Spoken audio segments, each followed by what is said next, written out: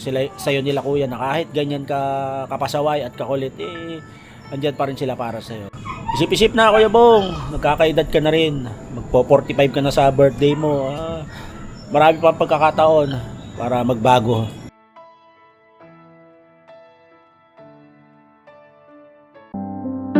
You can be anywhere you choose to be. Be with whoever, but you're here with me. I know I'm not a star and not a 10 man. No, you're in my heart, not the heart that you planned. But I can play the lover, I can play the fool. I'd play any part just to be close to you.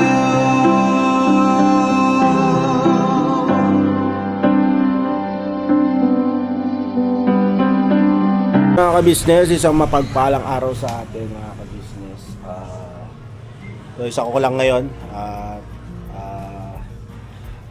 Dito man ako. ayan, dito pala si Daryl ngayon. Nautusan lang tayo. Nakisuyo si Kuya na hanapin natin si Kuya Bong. Dalawa lang po kami ni Amaro. Kasi sila Bay, kasama sila Paps, Labornok, kay Ate Kayla, napunta kay Doc Vincent. So si Kuya kasi kung mapapansin nyo sa vlog na medyo yung pakiramdam niya hindi maganda. Ang lalamunan O niya. yung lalamunan niya medyo siya paos. Kaya nakisuyo siya kasi napaka-importante na makita si Kuya Bong kasi nga po ilang araw na lang kaarawan niya na at mayroon nga siyang naipangako na sa kaarawan niya parang gusto niyang mag outing. Yes. Nung kasi 'di ba binanggit na sa kanya kung ilan yung natitira sa kanyang savings. Kaya yung mga ka-business dalawa kami ngayon ni Amaro maghahanap sa kanya at sana matagpuan namin kasi kailangan makuha din natin yung panig ni Kuya Bong at bakit ilang araw, ilang linggo na siyang hindi na naman nagpapakita at parang nagtatago yon. So mga business, tara at bibiyahe lang kami ni Amaro. Si Amaro ang magiging cameraman natin ngayong araw na to. So yun na, ready ka na ba? So lagi mo naman pag wala siyang pasok kasama natin sa mga pagbibisyon at pagbablog. Alright, let's go! Iyan kayo itong.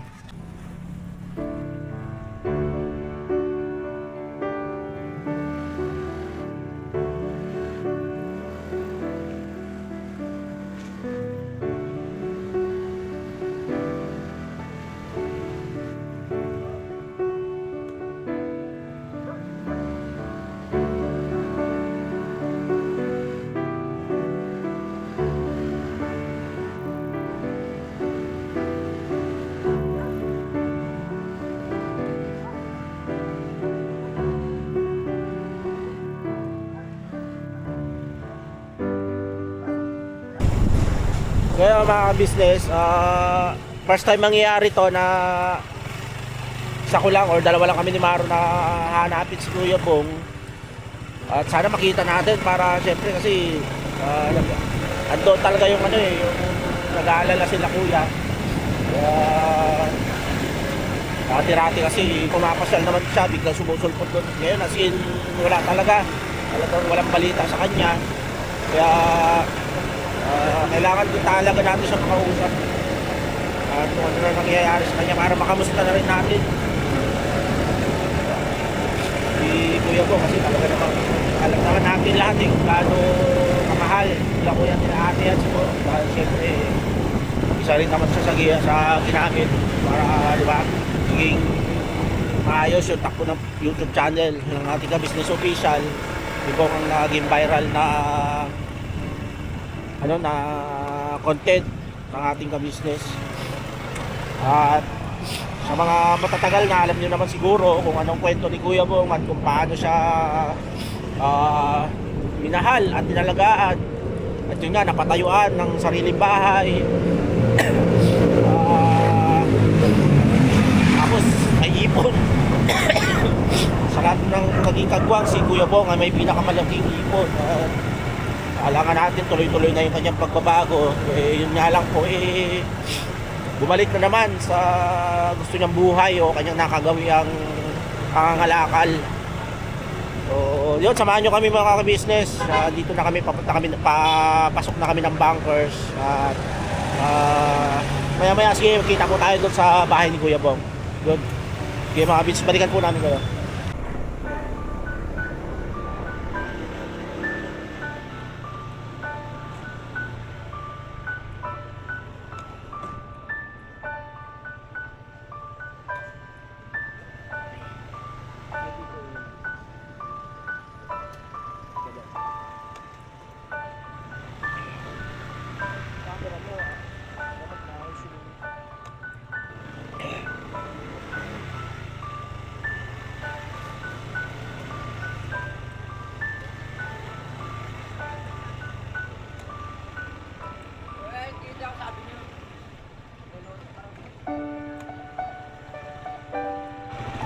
Ano si Bong? Wala. Maalis lang po. Aalis lang? Saan punta? Saan papunta? Doon baka sa bahay. Ayun po, aalis lang daw po mga business. Baka nasa bahay niya. Saan ba? Punta natin.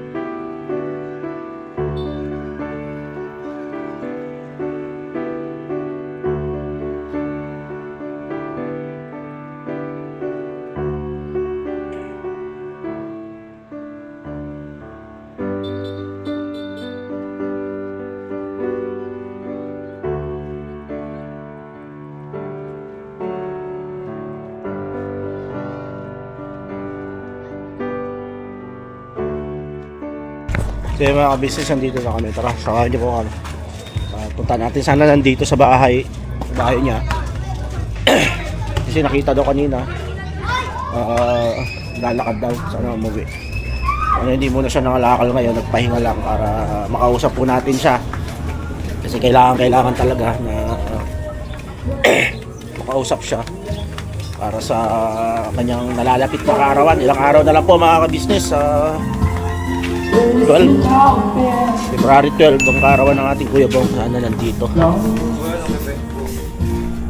Uy, mukhang wala,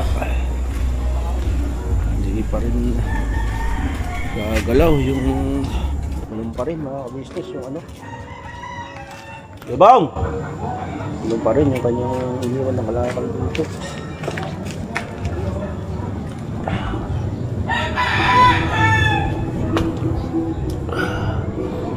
Anong rin po.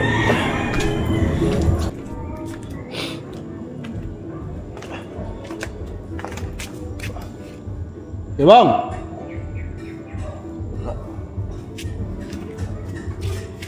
Wala doon? Wala. Mga business, tara. Almar, ikutan natin. Sana makasalubong natin sa daan. Or doon sa ano, sa court na tinatambayan niya, sana nandun siya para diba? Mga business, balik ako kayo.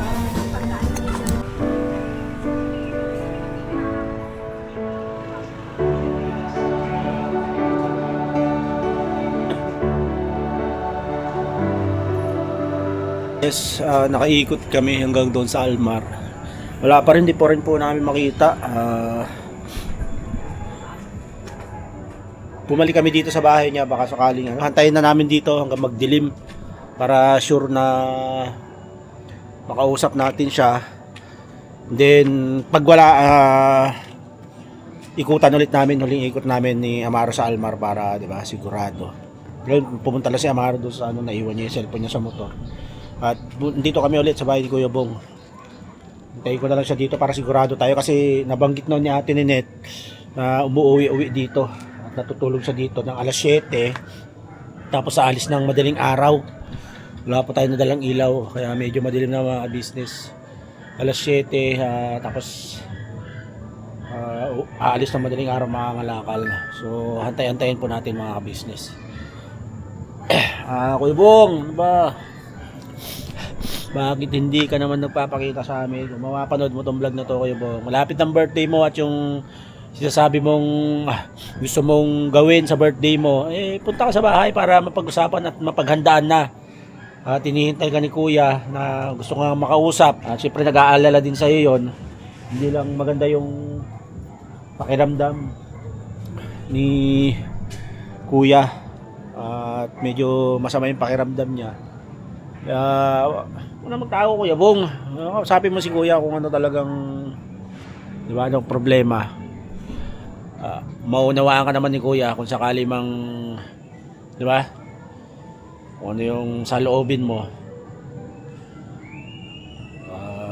Wala namang problema kung masaya ka sa ganyan, di ba? Paulit-ulit na sinasabi sa'yo ni Kuya. Basta umuwi-uwi ka rin doon para, di ba, na-update yung kalagayan mo. At hindi naman na kasi maalis yung pag-aalala at pagmamahal sa'yo nila Kuya na kahit ganyan ka kapasaway at kakulit, andyan pa rin sila para sa'yo. So, isip-isip na, Kuya Bong. Nagkakaedad ka na rin. Magpo-45 ka na sa birthday mo. Marami pa pagkakataon para magbago. Kaya, mga business, hintayin ko lang si Amaro. At maya-maya, lalakad pa ulit kami. Isang ikot pa po. At bago kami siguro umuwi para siguradong sana matagpuan natin o umuwi siya dito. Yun mga ka-business, balikan ko po kayo. So yung mga business, madilim na. Isang ikot pa tayo. Mas isang ikot bago tayo umuwi. Kasi wala po kami nadalang ilaw. Medyo madilim po palang kuha. So iniikot natin mga ka-business bago tayo bumalik sa KB house. So kaya naglalagi yung bongalo na yun. Ay nako, bongalo. Saka ka naglalagi. Tama mo na.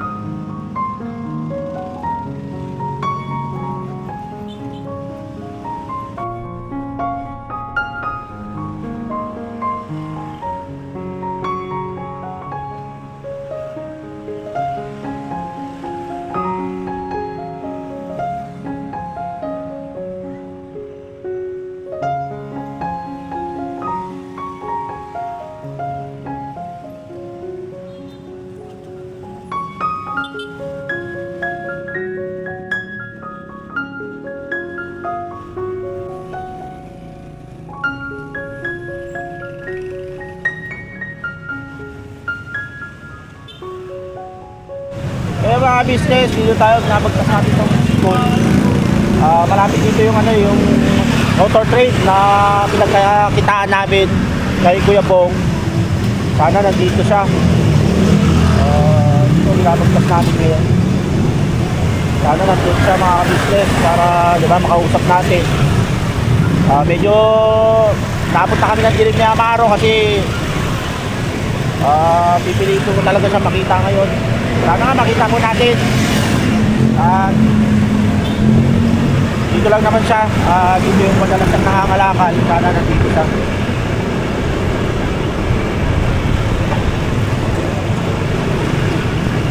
Yan, tignan mo Maro ah.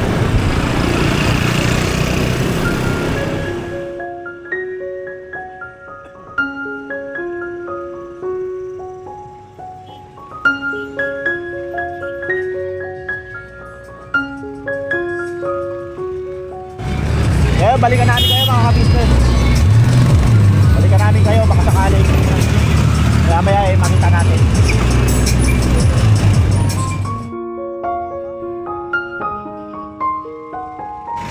Eh dito ko tayo sa ano, napunta tayo dito sa Baltimore Mall, sa pabilisong mall ni Kuya Bong to eh. Tapos sa Kaimol oh. Kaya nandito siya. So muna tayo sa traffic mga ka-business. Traffic talaga dito. Kaya nandito po tayo sa Kai Mall yan. Madalas punta nila Kuya Bong. Tapos itong sa Baltimore Mall. So ipit po tayo sa traffic mga ka-business.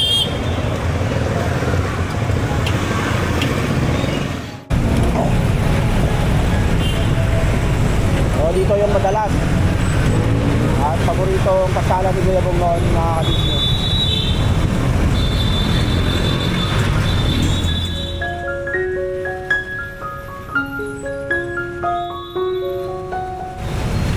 Sana makita natin dito.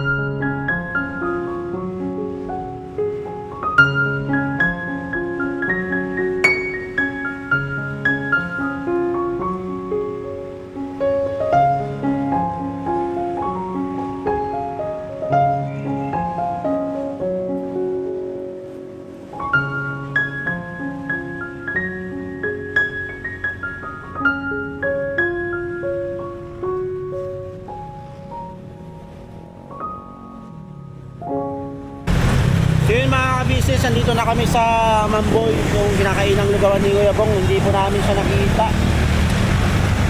Ano kaya ito?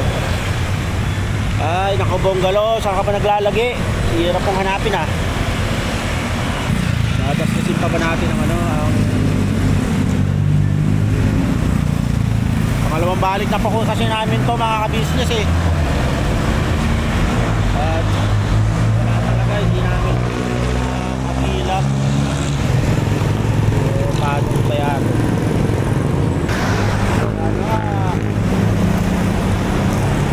Antay-antay lang kami dito mga ka-business. Kailangan talaga natin makita siya Bong kasi napaka-importante nung araw na baka mga anak. Napaka-importante nung ano eh, special na araw niya kasi yun eh. At siya ang nagbanggit kila Kuya at nagplano na gusto niya atang mag-ilog o mag-outing. Hindi naman kasi na umuwi, hindi naman nagpaparamdam. Mga 2 linggo na po siguro naming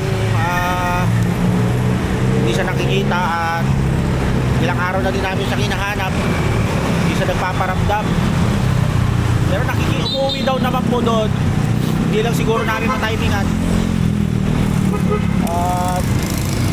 May sapalos talaga tong Bonggalo na to.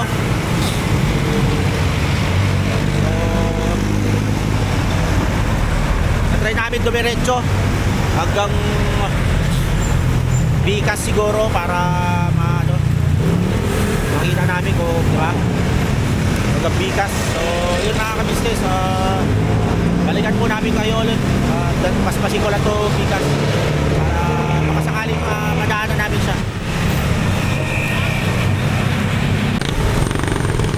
Kaya mga business, saranay na tayo. Medyo napapatambay-tambay din si Kuya Bong dito. Anuhan natin, makasakali. anuhan natin ang camera doon sa Saranay. Yun lang, wala din po mga ka-business. So, uwi na po muna siguro kami. Wala talaga eh, ayaw magpakita. Lahat na pwede niyang possible na pwede niyang puntahan eh, na puntahan na natin.